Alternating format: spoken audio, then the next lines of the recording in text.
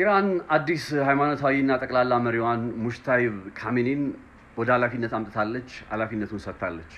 አሁን የሚጠበቀው ነገር እኚህ ሰውዬ በጣም ወግ አጥባቂ ሆነው የአያቶላ አሊ ካሚኒን መንገድ ይከተላሉ ወይስ ደግሞ የተለሳለሱ ሆነው ነገሩን በድርድር ለመጨረስ ይሞክራሉ የሚለው ነጥብ ነው። በዚህ ጉዳይ ላይ ነው ዘርዘር ያለውን ነገር የምነግራችሁ።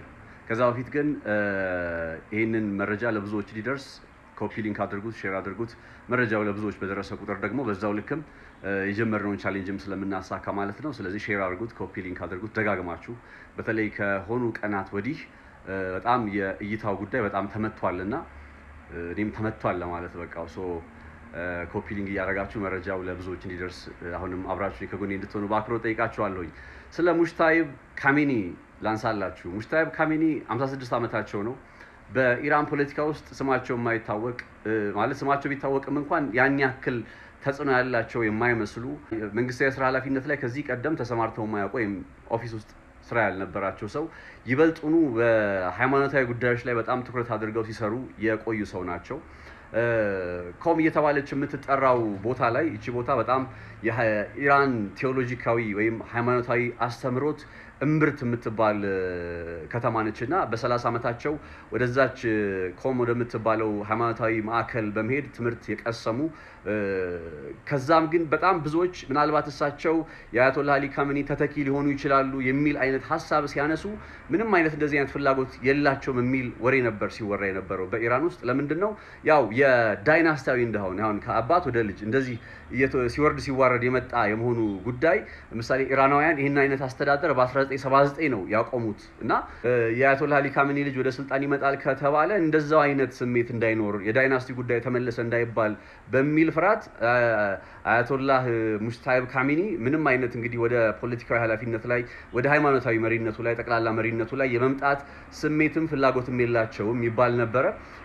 ከዛ በኋላ ግን አሁን የአያቶላ አሊ ካሚኒ ላይ በፌብሩዋሪ 28 ባሳለፍነው ሳምንት ቅዳሜ ጥቃቱ ከተሰነዘረ በኋላ በቃ ማን ይሆናል የሚለው ጥያቄ ሲነሳ እሳቸው ሊሆኑ ይችላሉ የሚለው ጉዳይ በጣም በተደጋጋሚ መወራት ጀመረ።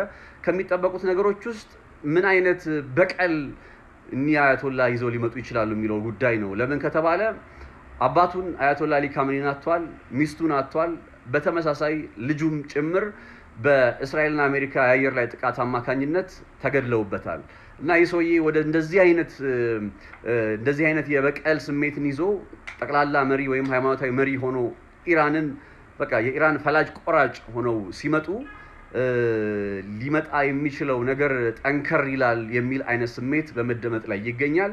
መግቢያ ላይ የነገርኳችሁ ግን እንደው እኚህ ሰውዬ ወደ ድርድር የሚመጡ ናቸው፣ ሪፎርሚስት ናቸው ወይስ ደግሞ ሃርድ ላይነር ወይ ወግ አጥባቂ ናቸው? ምክንያቱም በአይአርጂሲ ውስጥ ኢቭን በኢራን አጠቃላይ ፖለቲካ ውስጥ በአያቶላው ማለት ነው ሁለት ቡድኖች አሉ። ሪፎርሚስት የሚባሉ አሉ፣ በድርድር የሚያምኑ ከና አሜሪካ ጋር እንነጋገር የሚለው ጉዳይ ላይ ታሳቢ የሚያደርጉ የለም ምንም አይነት ንግግር አያስፈልግም በራሳችን መንገድ መሄድ ነው የሚጠበቅብን የሚል አቋም ያላቸው ደግሞ ሃርድ ላይነር ወይም ወግ አጥባቂ የሚባሉ አሉና እኚህ አያቶላህ ሙሽታይብ ካሚኒ የሚባሉት አዲሱ የኢራን ጠቅላላ ሃይማኖታዊ መሪ ከዚህ አንፃር ከታዩ እንግዲህ ዘገባዎች የሚያመላክቱት ምንድነው በእርግጥም ወግ አጥባቂ ወይም ሃርድ ላይነር የሚባሉ እና አሜሪካ ጋር የሚደረግ ድርድር የመሳሰሉት ነገሮችን በቃ ተስፋ አስቆራጭ አድርገው የሚመለከቱ ሰው ናቸው። በተለይ በሰኔ 2025 ላይ እስራኤል ኢራን ላይ ፈጽማ በነበረው ይሄ የ12ቱ ቀን ጦርነት በሚባለውና አሁን ደግሞ ባለፈው ቅዳሜ ፌብሩዋሪ 28 ላይ በጀመረው ጦርነት ላይ